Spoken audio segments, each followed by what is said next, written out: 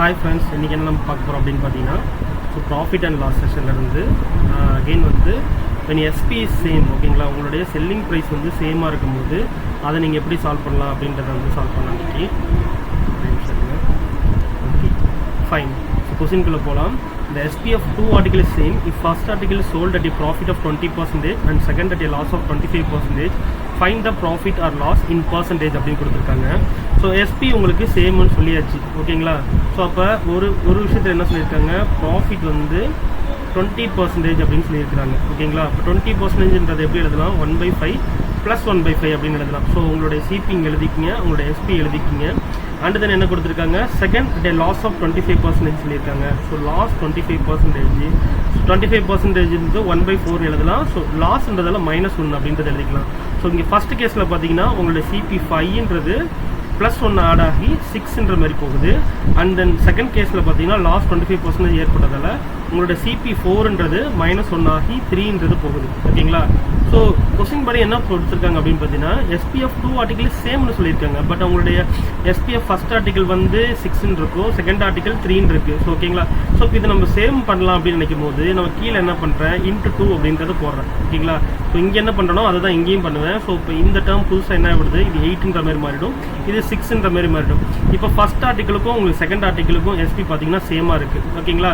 So then அதுக்கப்புறம் CPன்றதை add பண்ணுங்கள். 5, 18 அப்படின்ற போது 5 and 8 அப்படின்ற போது இங்கே 13 அப்படின்ற மாதிரி இருக்குது. அண்ட் 6 and 6 அப்படின்ற போது இங்கே 12ன்ற மாதிரி மாறி இருக்குது ஓகேங்களா.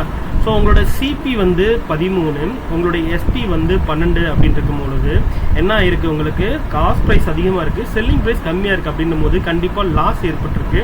எவ்வளோ லாஸ் ஏற்பட்டிருக்குன்னா 1/, நம்ம என்ன போடணும், CPன்றதை போடணும், அடக்க விலையை தான் போடணும். ஸோ 1/13 × 100 அப்படின்னு போட்டிருந்தீங்கன்னா ஸோ உங்களுக்கு கிடைக்கிற பர்சன்டேஜ் என்ன அப்படின்னு பார்த்தீங்கன்னா 7 × 13 அப்படிங்கும்போது 91 வந்திருக்கும். 9/13% அப்படின்றத முடிச்சிருந்துருக்கலாம் ஓகேங்களா. ஸோ இதுதான் SP சேம் பண்ணுற போது உங்களுடைய SPயை வந்து நான் இங்கே சேம் பண்ணியிருக்கேன். இங்கே உங்களுடைய செல்லிங் ப்ரைஸ் வந்து நான் இங்கே சேம் பண்ணிட்டேன். ஏன்னா இங்கே 6ன்னு இருக்குது, அப்போ இங்கேயும் 6ன்ற மாதிரி வர மாதிரி பண்ணணும் ஓகேங்களா. ஸோ இங்கே என்ன மல்டிப்ளை பண்ணிருக்கணும், அதே ஃபேக்டர் தான் இங்கேயும் மல்டிப்ளை பண்ணியிருக்கணும். மல்டிப்ளை பண்ணிவிட்டு CP and SP வேலையை கண்டுபிடிச்சி நீங்கள் வந்து போட்டுடலாம் ஓகேங்களா. ஓகே, ஸோ இன்னொரு சம் பார்க்கலாம். ஸோ செகண்ட் சம்மில் என்ன கொடுத்துருக்காங்க அப்படின்னு பார்த்தீங்கன்னா, the SP of 2 article is 1710 in which the CP of first article is equal to the SP of second article. If first article is sold with a loss of 10% and second at a profit of 25%, then find the profit or loss in rupees. ஓகேங்களா, இதில் ருப்பீஸில் கேட்டிருக்காங்க. So second sum நான் approach பண்ணுறேன், எப்படி பண்ணுறேன் அப்படின்னு பார்க்கலாம். என்னென்ன கொடுத்துருக்காங்க, SP of 2 articles ஓகேங்களா. அப்போ SP1 and SP2 அப்படின்னு எழுதிட்டு ஸோ இது வந்து என்ன கொடுத்துருக்காங்க, 1710 அப்படின்னு மாதிரி கொடுத்துருக்காங்க. in which CP of first article which is equal to SP of second article ஓகேங்களா. அப்போ CP1 which is equal to SP2 அப்படின்ற மாதிரி க்ரைட்டீரியா நான் ஃபார்ம் பண்ணிட்டேன் ஓகேங்களா. இதில் என்ன சொல்லியிருக்காங்க, என்னோட ஃபர்ஸ்ட் ஆர்டிக்கல் என்ன நடக்குது பாருங்க, sold at a loss of 10% ஓகேங்களா. லாஸ் 10% இருக்குது. 10% எப்படி எழுதலாம், 1/10 எழுதலாம். இங்கே என்னுடைய CP, இங்கே என்னுடைய SP எழுதிக்கிறேன். ஸோ இங்கே 1/10ன்ற போது லாஸ்ன்ற பொழுது இது வந்து -1 ஓகேங்களா. அப்போ என்னுடைய CP 10ன்றது 9ஆக போகுது ஓகேங்களா. செகண்ட் ஆர்டிக்கலுக்கு பாருங்கள், செகண்ட் ஆர்டிக்கல் என்ன சொல்லியிருக்காங்க, and sold at the loss of 10% and second at a profit of 25% ஓகேங்களா. இது வந்து 25% ப்ராஃபிட் அப்படின்னு இருக்காங்க. அப்போ 25%ன்றது என்ன எழுதலாம், 1/4 எழுதலாம்.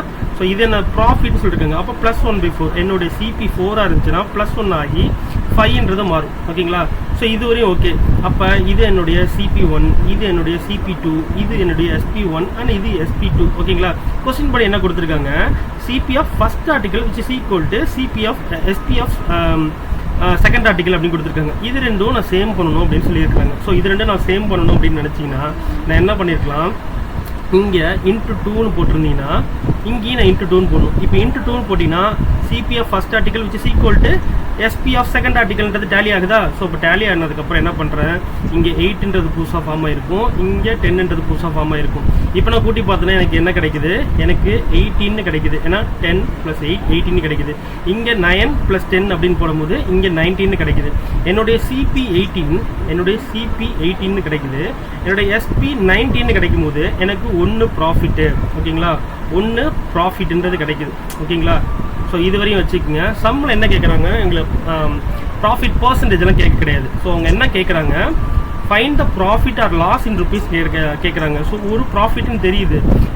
இன்னொரு க்ளூ என்ன கொடுத்துருக்காங்க, the SP of 2 article is 1710 சொல்லியிருக்காங்களே. ஸோ அந்த க்ளூ எடுத்துக்கோங்க.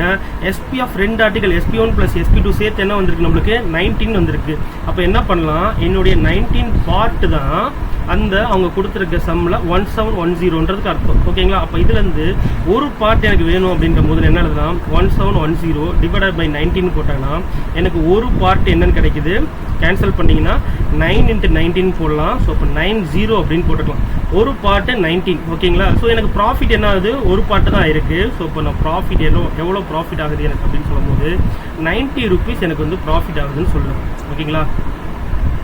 ஸோ சம்மு வந்து புரிஞ்சுக்கணுன்னா அகெயின் திரும்பி இன்னொரு பாருங்கள், கண்டிப்பாக புரியும்.